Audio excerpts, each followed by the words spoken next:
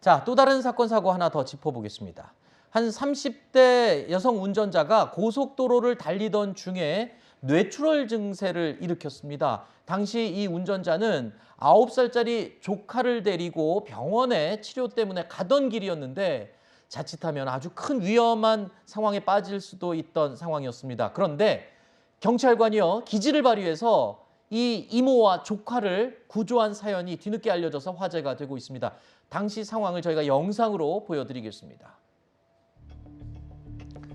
자, 112 상황실에 다급한 신고 전화가 걸려왔습니다. 지난달 14일 오후 5시쯤이었는데요. 신고한 사람은 이 운전을 하고 있던 이 운전자의 언니였습니다. 9살 난 자신의 딸을 데리고 운전 중인 이 여동생의 몸 상태가 좀 이상하다라는 내용이었는데요. 운전자인 동생과 전화 연결이 됐지만 이 뇌출혈 증세 때문에 정상적인 소통이 불가능했던 겁니다. 결국에 경찰은 함께 타고 있던 이 조카와 영상통화를 시도를 하는데요. 그래 앞에 한번 보자. 앞에 조금만 기다려. 아저씨 가니까 그쪽으로 좀만 기다리고 있어. 자, 경찰은 영상통화를 통해서 주변 풍경과 위치를 확인을 하고 이를 토대로 차량 위치를 정확하게 파악해서요, 이 고속도로를 달리던 이 차량의 위치를 파악을 한 겁니다. 그리고 무사히 이모와 조카를 안전하게 구조할 수 있었습니다.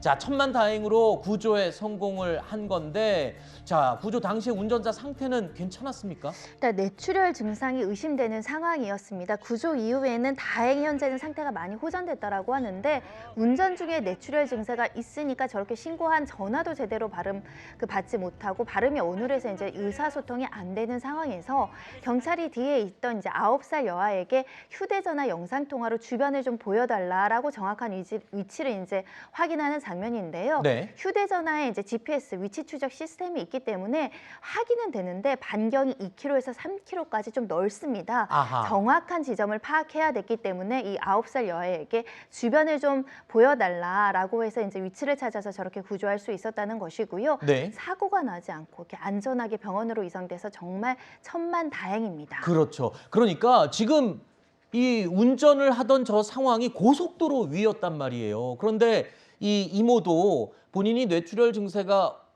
온 상황에서 그래도 안전하게 큰 사고가 나지 않게 이렇게 운전을 했다는 것도 굉장히 다행이고요. 의사소통이 어려울 정도로 신체적으로 어려움을 겪었음에도 경찰이 안내하는 데에 따라서 아하. 운전대를 갓길로 이렇게 세우는 장면까지 나오고 있거든요. 침착하게 잘 대처하셨다는 것이고, 특히 9살 여아가 굉장히 놀래가지고 당황하거나 겁에 질린 모습이 있었다고 한다면 운전자도 영향을 받았을 텐데, 지금 아하. 화면에서 보시는 것처럼 9살 여아에게 아저씨가 좀 이따 갈 거야, 어디 있는지 알아, 조금만 기다려, 이렇게 안심시키므로 인해서 두 네. 사람의 목숨을 구했다, 그렇죠. 이렇게 보입니다. 자, 이 9살 조카 참 대견합니다. 차분하게 대응을 잘 해줘서 이모가 건강하게 병원에 갈 수 있게 해서 고맙고, 또 이 기지를 발휘했던 이 경찰관께도 정말 감사하다는 말씀을 드리고 싶습니다.